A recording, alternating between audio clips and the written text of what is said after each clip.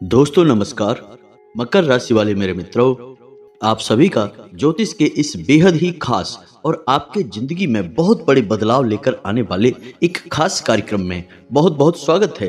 हृदय से अभिनंदन है। दोस्तों, आपके आसपास घूम रही है यह एक देवी, और ये कोई साधारण देवी नहीं है। इनका आपसे बहुत गहरा नाता है और ये देवी आपको आपके जीवन के बारे में 5 खास बातें बताना चाहती हैं। आपको इन देवी के बारे में जानना बहुत अधिक आवश्यक है। यदि आपने इस वीडियो की अनदेखी की तो आपको इसकी बहुत बड़ी कीमत चुकानी पड़ेगी, और यदि आपने इस वीडियो को पूरा देख लिया, अंत तक देख लिया, तो हम गारंटी देते हैं कि आपके जीवन में किसी भी चीज की फिर कोई कमी रहने वाली नहीं है। आप जो भी चाहते हैं वो सब कुछ आपके कदमों में होगा। आपकी हर एक मनोकामना पूरी हो जाएगी और आपके शत्रुओं का भी पूर्ण रूप से नाश हो जाएगा। क्योंकि हम यहाँ पर बात किसी इंसान की नहीं कर रहे हैं, हम यहाँ पर बात कर रहे हैं एक देवी की, जो आपके ऊपर पूर्ण रूप से कृपा बरसाने के लिए तैयार बैठी हैं। और पिछले कुछ समय से इन देवी ने आपके साथ होने के कुछ बड़े ही स्पष्ट संकेत भी दिए हैं, लेकिन आपने ही अनजाने में इन संकेतों को पहचान नहीं पाया है, या फिर यूं कहें कि आपको ज्ञान नहीं है कि देवी देवताओं के संकेत कैसे होते हैं। तो ऐसे में आपको यह जानना बहुत आवश्यक है कि देवी के आपके आसपास होने के कौन से बड़े संकेत हैं। उन संकेतों को भी हम आपको बताएंगे, साथ ही साथ हम इस देवी के बारे में आपको संपूर्ण जानकारी विस्तार से देंगे। और इन सबसे महत्वपूर्ण बात कि ये देवी आखिर आपसे चाहती क्या है और कौन सी है वो 5 खास बातें जो ये देवी आपसे कहना चाहती हैं। क्योंकि दोस्तों, इन्हीं बातों में छुपा हुआ है आपके एक स्वर्ग जैसे सुंदर भविष्य का रहस्य। तो आप वीडियो को पूरा देखें, बस हमारा आपसे यही एक निवेदन है। क्योंकि दोस्तों, इस तरह के वीडियो बनाने में बहुत मेहनत लगती है। हम और हमारी पूरी टीम दिन रात मेहनत करके आपके लिए सर्वोत्तम ज्ञान का भंडार लेकर आते हैं और वीडियो के रूप में आपके सामने प्रस्तुत करते हैं। ऐसे में यदि आप इस वीडियो को पूरा देखेंगे तभी आपको संपूर्ण ज्ञान प्राप्त होगा और आप अपने जीवन को पूर्ण रूप से बदल पाएंगे। भगवान श्री कृष्ण ने गीता में कहा है कि हे वत्स, अधूरा ज्ञान एक दो धारी तलवार के समान होता है। यह न केवल अपने धारक को चोट पहुंचाता है बल्कि ज्ञान की मूलभूत जड़ों पर भी घात करता है, यानी कि 2 तरह से नुकसान पहुंचाता है। पहला तो यह कि यह आपको आभास कराता है कि आपके पास ज्ञान है, और दूसरा तो यह कि यह आपको सही ज्ञान का आभास कभी होने नहीं देता, आपको भ्रम में रखता है। तो इस 2 धारी तलवार को आपको अपने पास नहीं रखना है, आपको आज संपूर्ण ज्ञान ले लेना है और इस वीडियो को पूरा देखना है। जी हाँ दोस्तों, तो चलिए बिना समय गवाए आज की इस वीडियो को प्रारंभ करते हैं। लेकिन वीडियो को प्रारंभ करने से पहले आपसे हमारा वही एक हमेशा की तरह निवेदन है कि पूरे भक्ति भाव से, पूरे निवेदन के साथ, पूरे भाव के साथ माता को याद करते हुए सच्चे मन से कमेंट में जय मां भद्रकाली कृपा करो 3 बार अवश्य लिखना। आपका भाव जितना गहरा होगा, आपकी भावनाएं जितनी शक्तिशाली होंगी, माता आपकी ओर उतनी ही तेजी से आकर्षित होंगी। और दोस्तों, मां भद्रकाली शक्ति का शुद्ध स्वरूप है, और जिनके ऊपर हो गई मां भद्रकाली की कृपा, उनका तो फिर कोई बाल भी बांका नहीं कर सकता है। यह तो आप भी जानते ही हैं। तो दोस्तों, बिल्कुल भी संकोच मत करना, कमेंट बॉक्स में जय मां भद्रकाली कृपा करो भर के रख देना। साथ ही साथ यदि चैनल पर आप पहली बार आए हैं तो चैनल को सब्सक्राइब करके बगल में जो घंटी का निशान है उसे भी दबाना बिल्कुल ही ना भूलें। दोस्तों, इससे हमारा लाखों करोड़ों का मनोबल बढ़ेगा और यह बिल्कुल ही फ्री है। तो आपका कुछ भी नहीं जाएगा, लेकिन हमारा बहुत अधिक मनोबल बढ़ जाएगा। साथ ही साथ दोस्तों, आप हमारे चैनल परिवार के सदस्य भी बन जाएंगे। हम आपको बता दें कि कल से आपका एक नया जीवन शुरू हो जाएगा, क्योंकि आप हमारे इस वीडियो को देखने के बाद सतर्क हो जाएंगे, जागरूक हो जाएंगे, और इस देवी का पूरा लाभ आप अपने जीवन में ले पाएंगे। क्योंकि ये देवी आई ही हैं आपके जीवन को सुंदर बनाने के लिए, आपके जीवन में खुशियों की नदियां बहाने के लिए। तो ऐसे में हम आपको बता दें कि इस दुनिया में हर इंसान इतना भाग्यशाली नहीं होता है जितना कि आप हैं, क्योंकि हर एक इंसान के जीवन में इस प्रकार की सुंदर घड़ियां नहीं आ पाती हैं। लोग जीवन भर मेहनत करते हैं, प्रयास करते रहते हैं और कामयाबी कभी छू भी नहीं पाते हैं, क्योंकि उनके जीवन में कभी शुभ घड़ी आती ही नहीं है, और यदि आ भी जाती है तो वे जातक उस शुभ घड़ी से अनजान रहते हैं, और वह कब आकर गुजर जाती है और उनका जीवन ज्यों का त्यों बना रहता है, उन्हें इस बात का एहसास तक नहीं होता है। तो दोस्तों, ऐसे में आप बेहद ही सौभाग्यशाली हैं कि आपको कम से कम कोई ज्ञान देने वाला तो है, कम से कम आपको आने वाली इन शुभ घड़ियों के बारे में पहले से ज्ञान तो मिल ही जाता है, या फिर यूं कह सकते हैं कि आपके कर्मों का फल ही अब आपको मिलने जा रहा है, और आपने जानबूझकर अपने जीवन काल में आज तक कभी किसी को कष्ट दिए नहीं हैं। उल्टा हुआ यही है कि दूसरों को खुश करने के चक्कर में आप कई बार दुखी हो गए हैं, परेशान हो गए हैं। लोगों ने चाहे भले ही आपकी भावनाओं की कदर ना की हो, लेकिन दोस्तों, भगवान की नजरों से कुछ भी छुप नहीं सकता है। भगवान आंखों से नहीं देखते, भाव से देखते हैं, और वे आपके हृदय को और आपके भाव को अच्छी तरह से जानते हैं। शायद इसी वजह से आपके जीवन काल में अब इतनी शुभ घड़ी आने वाली है। देवी का आशीर्वाद आपको प्राप्त होने वाला है, जिससे अब आपके सारे दुख तकलीफ दूर हो जाएंगे और आपका जीवन सुंदर और फूलों की तरह महकने वाला है। तो अब ऐसे में आपके लिए आवश्यक यह है कि आप इस दिव्य शक्ति के द्वारा दिए गए संकेतों को पहचान लें, क्योंकि यहीं पर तो वह चाबी छुपी हुई है जहां से आपके भाग्य का रास्ता खुलेगा।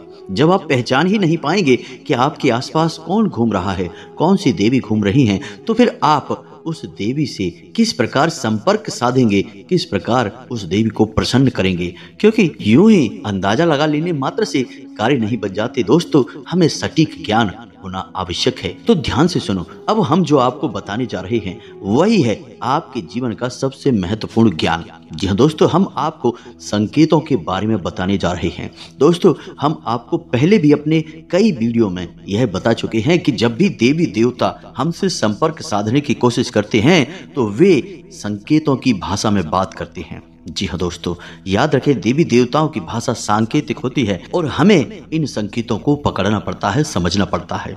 तो अब ध्यान से सुनिए कौन से हैं वो संकेत। तो दोस्तों, सबसे पहला संकेत यह होगा कि ये देवी आपको स्वप्न के माध्यम से संपर्क करने की कोशिश करेंगी। जी हाँ दोस्तों, पहला संकेत यह है कि आपको नींद बहुत गहरी आएगी और ब्रह्म मुहूर्त में आपकी आंख अचानक खुल जाएगी, लेकिन हर 2-4 दिन के अंतर से आपको एक सपना ऐसा आ सकता है जिसमें देवी के स्वरूप का या फिर देवी के किसी प्रतीक का आपको दर्शन हो सकता है। जी हाँ दोस्तों, एक हमारे जानने वाले जातक हैं, उन्होंने हमको बताया कि उन्हें लाल कपड़ों में एक महिला अक्सर सपने में दिखाई दिया करती है। लाल कपड़ों में किसी महिला का दिखाई देना जो कि पूर्ण रूप से श्रृंगार किए हुए थी, बहुत ही सुंदर दिखाई दे रही थी, और उस महिला को देखकर पता नहीं क्यों एक अजीब सा मातृत्व का भाव उत्पन्न हो रहा था, और ऐसा लग रहा था जैसे कि बड़ा ही जीवन में शांति और सुकून का एहसास आ गया है। और यह सपने की बात है दोस्तों। जब ऐसा सपना उन्हें अक्सर बार बार आया तो उन्होंने हमसे संपर्क साधा, तो हमने उन्हें बताया कि तुम्हारे ऊपर एक देवी की विशेष कृपा होने वाली है। कौन सी थी वो देवी, हमने उन्हें विस्तार से सारी जानकारी दी, और उन्होंने कुछ गुप्त उपाय और साधना की, और आज उनका जीवन पूर्ण रूप से बदल गया है। तो दोस्तों, स्वप्न को आप हल्के में ना लें। स्वप्न एक ऐसी प्रक्रिया है जब इंसान इस मृत्यु लोक को छोड़कर किसी ऐसे लोक में चला जाता है जहां पर वह सीधे देवताओं से संपर्क में रहता है या फिर पितृ पूर्वजों के संपर्क में आ जाता है। अब इसमें समझने वाली बात यह है कि जो सपने किसी विशेष मकसद के साथ हमारे साथ घटित होते हैं, उन सपनों को हम कभी भूल नहीं पाते हैं, वे हमें पूरे के पूरे याद रहते हैं। अक्सर सपनों के साथ यही होता है कि आप जब सुबह सोकर जागते हैं तो थोड़ी देर तक तो आपको सपना याद रहता है, उसके बाद आप उसे पूरी तरह से भूल जाते हैं। लेकिन जिन सपनों के माध्यम से देवी देवता या फिर कोई दूसरी पराशक्तियां आपको कुछ संकेत देने की कोशिश करती हैं, वे सपने आप भूलते ही नहीं हैं। उन सपनों में क्या घटित हुआ वह आपको काफी हद तक पूर्ण रूप से याद रहता है। थोड़े बहुत आंशिक रूप से आप भूल जाएंगे, लेकिन पूरा सपना आपको याद रहेगा। यही इस बात का प्रमाण होता है कि दैवीय शक्तियां आपसे संपर्क करके कुछ कहना चाहती हैं, कुछ बताना चाहती हैं। अब सुनिए दूसरा संकेत। दूसरा संकेत यह है कि आपके जीवन में जो भी मुसीबतें हैं, जो भी परेशानियां हैं, या फिर कोई नई बड़ी मुसीबत या परेशानी आएगी, आप उस मुसीबत या परेशानी से साफ साफ बचकर निकल जाएंगे। वह परेशानी केवल आपको छूकर चली जाएगी, आपका कुछ भी बिगाड़ नहीं पाएगी। दोस्तों, जैसे मानकर चलिए कि कोई दुर्घटना होती है, एक्सीडेंट होता है, किसी गाड़ी को कोई इंसान चला रहा होता है या उसमें बैठा होता है, तो दुर्घटना में वह गाड़ी पूर्ण रूप से टूट जाती है, उसका पूर्ण रूप से विनाश हो जाता है, परंतु बैठे हुए का या फिर चलाने वाले व्यक्ति का बाल भी बांका नहीं होता है। यदि ऐसा कोई संकेत है, मात्र ये तो एक घटना है, ऐसी कई और भी घटनाएं हो सकती हैं। जैसे कहीं कोई हादसा हो गया, झगड़ा हो गया, कोई बात हो गई, लेकिन आपको खूब पता था कि वहां पर आपको बहुत अधिक नुकसान हो सकता था, लेकिन आपका कुछ भी नहीं बिगड़ा, आप साफ साफ बचकर निकल आए। इसका स्पष्ट प्रमाण है कि आप दैवी शक्ति की शरण में हैं और आपके आसपास एक रक्षा कवच तैयार हो चुका है जो कि आपकी रक्षा कर रहा है। यह दैवी शक्ति का आपके आसपास होने का एक बहुत ही पुख्ता प्रमाण है दोस्तों। अब तीसरा संकेत ध्यान से सुनिए दोस्तों। अक्सर आपको मंदिर की घंटियां सुनाई देंगी, अक्सर आपको आसपास खुशबू होने का एहसास हो जाएगा। चाहे आसपास कोई भी खुशबूदार चीज मौजूद ना हो, जैसे अगरबत्ती या फूल पत्तियां कुछ भी ना हो, फिर भी आपको बढ़िया सुगंधित फूलों की खुशबू होने का एहसास होगा और थोड़ी ही देर में यह एहसास चला भी जाएगा। कभी कभी आपके रोंगटे अचानक से खड़े हो जाएंगे और कभी कभी आपको मंदिर की घंटियां या फिर शंख के बजने की ध्वनि अचानक से सुनाई देने लगेगी। अब चाहे समय कोई भी हो, दिन का समय हो, दोपहर का समय हो, सुबह शाम रात का कोई भी समय हो, ये घटनाएं आपके साथ अक्सर घटित होती रहेंगी। इसी के साथ साथ कुछ छोटे छोटे संकेत भी होते हैं दोस्तों, इन्हें भी जानना बहुत अधिक आवश्यक है।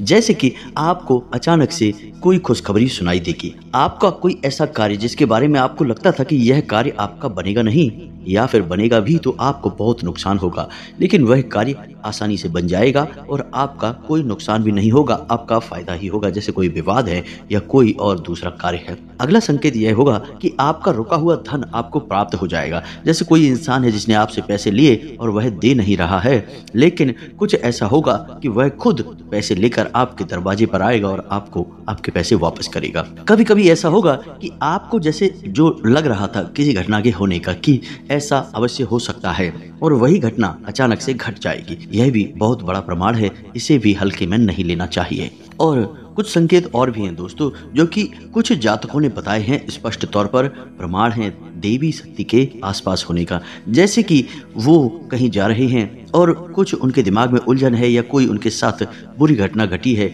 और किसी महिला ने आकर उन्हें पहले ही बता दिया है, बेटा थोड़ा संभल कर चलो, आगे चोट लग सकती है। और हुआ भी यही कि आगे जाकर वो गिर गए या उनका एक्सीडेंट हो गया छोटा मोटा और वो चोट लगने से बच गए। तो वो महिला जो थी वो असल में एक देवी शक्ति थी। तो ये तो थे कुछ छोटे और बड़े प्रमाण जो कि स्पष्ट संकेत हैं देवी शक्ति के आपके आसपास होने का। अब पिछले कुछ दिनों में यानी कि 5 से 6 दिनों में आपके जीवन काल में इनमें से कौन से विशेष संकेत या घटनाएं घटी हैं, आप कमेंट करके हमें बताना। यदि आपके जीवन में इनमें से कोई एक घटना भी घट जाती है तो आप समझ जाना सारी घटनाएं तो आपके जीवन में नहीं घटेंगी दोस्तों। यह तो बहुत ही अवास्तविक और बेतुकी बात होगी कि सारी घटनाएं आपके ही साथ घट जाएंगी। लेकिन दोस्तों इन सारी घटनाओं में से, सारे संकेतों में से 1-2 संकेत आपको अवश्य ही प्राप्त हुए होंगे। तो जो संकेत यदि आपको प्राप्त हुए हैं तो आप समझ जाना और आप हमें कमेंट करके अवश्य बताना कि आपके साथ इनमें से कौन सी घटना घटित हुई है। अब ध्यान से सुनिए कि आपको पता चल गया कि आपके आसपास कोई देवी हैं, आपने संकेतों को भी अच्छी तरह से समझ लिया, आपने हमारी द्वारा बताई गई बातों को अच्छी तरह से समझा और अपने जीवन में इन्हें उतार कर जानने की कोशिश की और आपको पता चल गया कि आपके आसपास कोई देवी हैं। लेकिन अब मन में यह प्रश्न उठता है कि आखिर कौन सी देवी हैं जो आपकी रक्षा कर रही हैं, आपके जीवन को बदलना चाहती हैं और आपसे उनका बहुत गहरा नाता भी है। और प्रश्न उठना भी मन में बिल्कुल ही स्वाभाविक है। दोस्तों प्रश्न अगर आपके मन में उठा है तो उसका जवाब भी आप ध्यान से सुनिए। इस प्रश्न का जवाब यह है कि वे देवी हैं आपकी कुल देवी। जी हाँ दोस्तों, आपकी कुल देवी आपकी माँ के समान है। वे केवल आपकी ही माँ नहीं है, आपके पूरे कुल की माँ है, आपकी कुल की पालनहार हैं, तारणहार हैं और लंबे समय से आपके कुल की रक्षा करती चली आ रही हैं और आपके कुल की पूजनीय भी रही हैं। लेकिन आज की इस भागदौड़ भरी जीवन में लोग अपने कुल देवी और देवताओं को पूर्ण रूप से भूल चुके हैं। अपने पितृ देवताओं का भी तो ख्याल नहीं रख पाते हैं, कुल देवी और देवताओं की तो बात ही क्या की जाए। लेकिन दोस्तों, आप कुल देवी को बिल्कुल भी हल्के में मत लेना। जिस इंसान ने अपने जीवन में अपनी कुल देवी के दर्शन नहीं किए हैं, उनको भोग अर्पित नहीं किया, उनकी नित्य पूजा पाठ नहीं की है, वह इंसान जीते जी तो कभी सुख प्राप्त कर ही नहीं सकता, बल्कि मृत्यु के बाद भी उसे सुख प्राप्त नहीं होगा, उसकी कभी मुक्ति नहीं होगी और उसे पुनः मृत्यु लोक में कष्ट और पीड़ाएं सहने के लिए आना होगा। ऐसा भयानक श्राप क्यों है दोस्तों? हम नहीं कह रहे हैं, यह श्राप गरुड़ पुराण में लिखा हुआ है दोस्तों। तो ऐसे में आपको इतना बड़ा श्राप आखिर लग ही क्यों जाता है? दोस्तों, समझने की बात है कि एक इंसान है जिसका आपने खूब आदर सत्कार कुछ समय तक किया और उसके बाद कुछ समय बाद आप उसे पूरी तरह से भूल गए। अब वह इंसान यदि आपके आसपास आता भी है तो आप उसे पहचान भी नहीं पाते हैं और ना ही उससे आप बात करते हैं। तो यह उस इंसान का निरादर हुआ कि नहीं हुआ, आप खुद ही विचार करके देखिए। जब इंसानों के विषय में इतनी छोटी बात का इतना बड़ा मतलब निकलता है कि सामने वाला आपसे रुष्ट हो सकता है, आपको कुछ भी मन में भला बुरा सोच सकता है, तो दैवीय शक्तियों का तो फिर कहना ही क्या है। क्योंकि वे एक पीढ़ी से नहीं, दो पीढ़ी से नहीं, पिछली ना जाने कितनी पीढ़ियों से आपके घर में पूजनीय हैं। अब कुछ समय से उनका पूजा पाठ बंद हो गया है, जिसकी वजह से वे कितनी क्रोधित होंगी, आपसे कितनी नाराज होंगी, आप खुद ही इस बात को सोच कर देखिए। रूह कपा देने वाली, रोंगटे खड़े कर देने वाली घटना है यह, साधारण घटना नहीं है। ऐसे में आपको मानसिक शांति, सुकून, सफलता कुछ भी हासिल हो ही नहीं सकता है।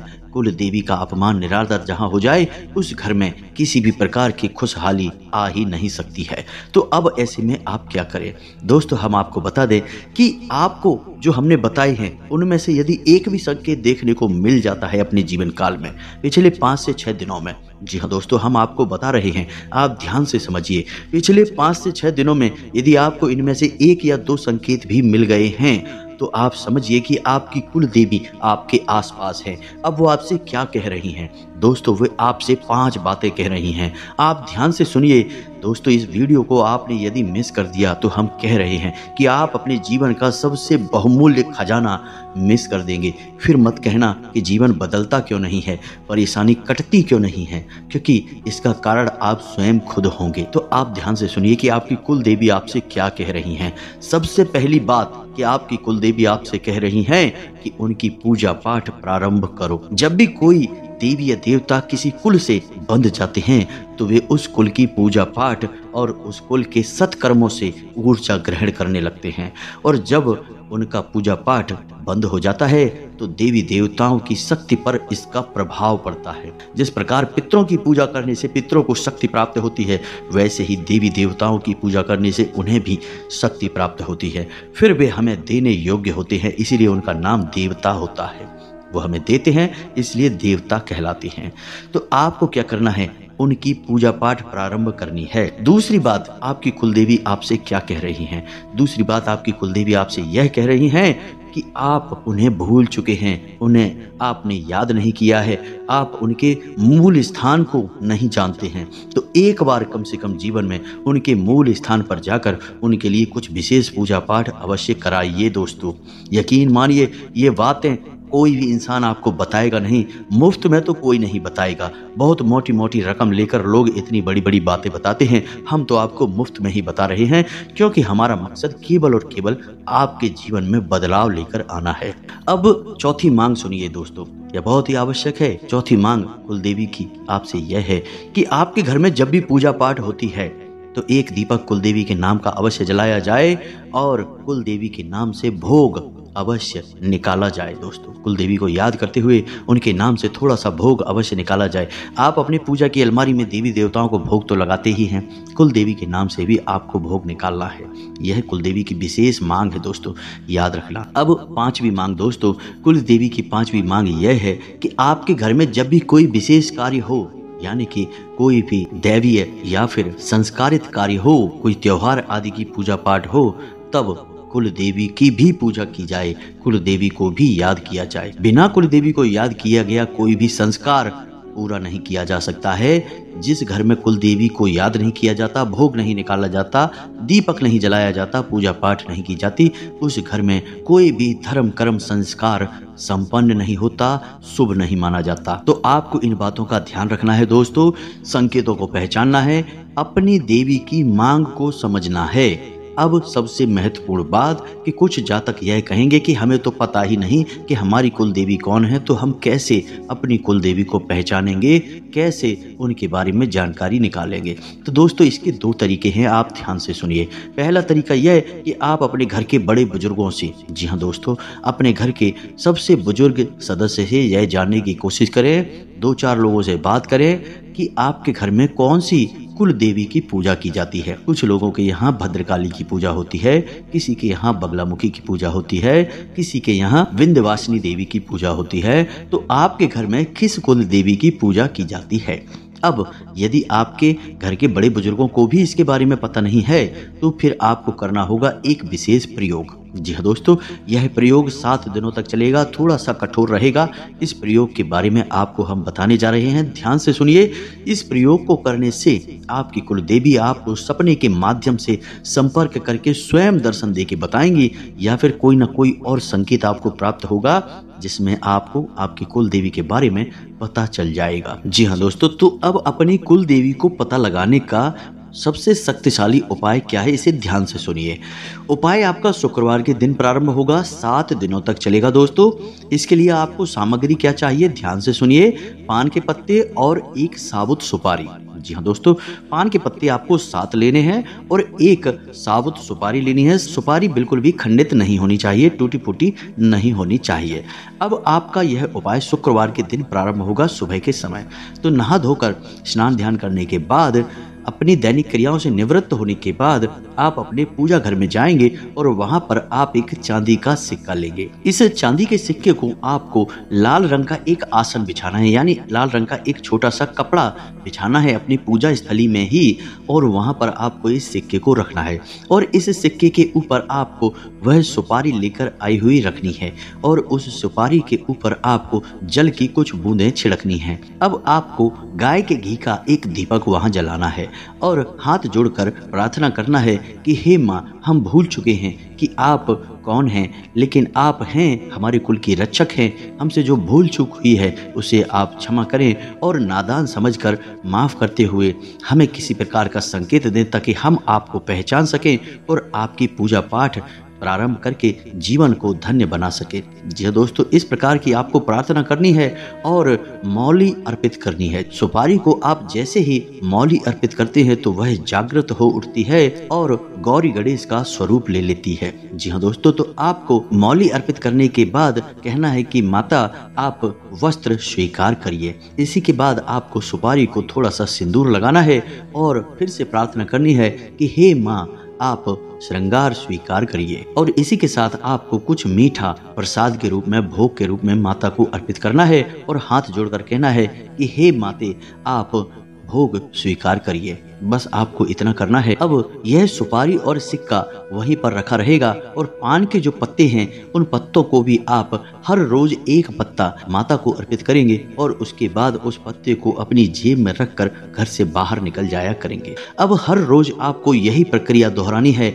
माता को भोग अर्पित करना है, नैवेद्य वगैरह अर्पित करके, प्रसाद वगैरह अर्पित करके और वस्त्र आदि और श्रृंगार आदि अर्पित करने के बाद आपको माता से प्रार्थना करनी है कि हे माँ, आप कोई संकेत दीजिए जिससे हमें आपके शुद्ध स्वरूप का ज्ञान हो सके और हम आपकी पूजा पाठ प्रारंभ कर सकें। इस प्रकार की आपको प्रार्थना करनी है। 7 दिनों तक आपको लगातार यह प्रयोग दोहराते रहना है और इस प्रयोग को दोहराते समय आपको कुछ चीज़ों का विशेष ध्यान रखना है। पूर्ण रूप से सात्विकता को अपने जीवन में शामिल कर लेना है। झूठ और किसी भी प्रकार का प्रपंच आपको नहीं करना है। नकारात्मक लोगों और नकारात्मक वातावरण से आपको दूर रहना है।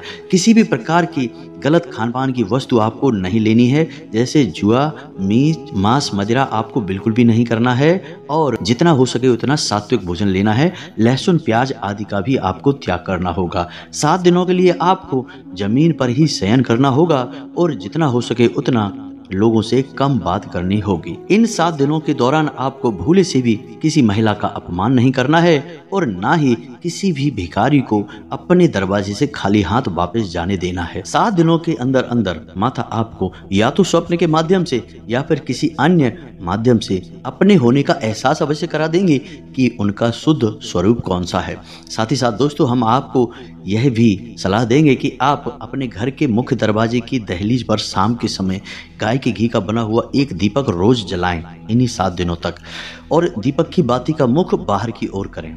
और जब आप दीपक जलाएं तब भी आप अपने मन में भाव यही रखें कि माता आप अपने होने का हमें एहसास कराएं, ताकि हम आपकी पूजा पाठ प्रारंभ करके अपने जीवन को धन्य बना सकें। दोस्तों, यकीन मानिए यह प्रयोग इतना शक्तिशाली है कि 7 दिनों के अंदर अंदर लोगों को अपनी कुल देवी के वास्तविक स्वरूप के दर्शन हो जाते हैं, उन्हें एहसास हो जाता है और ज्यादातर लोगों को सपने के माध्यम से ही एहसास होता है। उम्मीद है आपको भी ऐसा ही कुछ पता चल जाएगा। तो दोस्तों, हमने जो जानकारी आपको दी है वह बहुत ही बहुमूल्य है। आपको उस जानकारी को अपने जीवन में उतारना है और अपने जीवन को पूरी तरह से बदल डालना है। हम गारंटी देते हैं कि आपने सब कुछ यदि अच्छी तरह से समझ लिया है तो आपके जीवन को बदलने से दुनिया की कोई ताकत रोक नहीं सकती है। हजारों लोगों का जीवन बदला है तो फिर आपका क्यों नहीं बदलेगा? आप कोई इस दुनिया से अलग तो है नहीं दोस्तों, इस दुनिया में ही शामिल हैं। तो जो दुनिया के सभी लोगों पर कार्य करता है वह आपके ऊपर भी कार्य अवश्य ही करेगा। तो उम्मीद है कि सारी जानकारी आपको समझ में आ चुकी होगी। इसी के साथ साथ आज की इस वीडियो को विराम देते हैं। कमेंट में पूरे भक्ति भाव के साथ, पूरी श्रद्धा के साथ, हम तो ऐसा कहेंगे कि जैसे एक छोटा बालक अपनी माँ से दूर होने के बाद कितना भाव विभोर होकर अपनी माँ को याद करता है, ऐसे ही याद करते हुए कमेंट में जय माँ भद्रकाली कृपा करो एक नहीं 3-3 बार लिख देना। जी हाँ दोस्तों, माता की कृपा आपके ऊपर निश्चित तौर पर हो जाएगी। भाव के आगे तो देवी देवता भी लाचार हो जाते हैं और आपकी मदद करने के लिए निश्चित तौर पर आ जाएंगे। जी हाँ दोस्तों, हमें पूर्ण विश्वास है। मिलते हैं अगले ज्ञानवर्धक वीडियो में, तब तक के लिए धन्यवाद। जय माता की।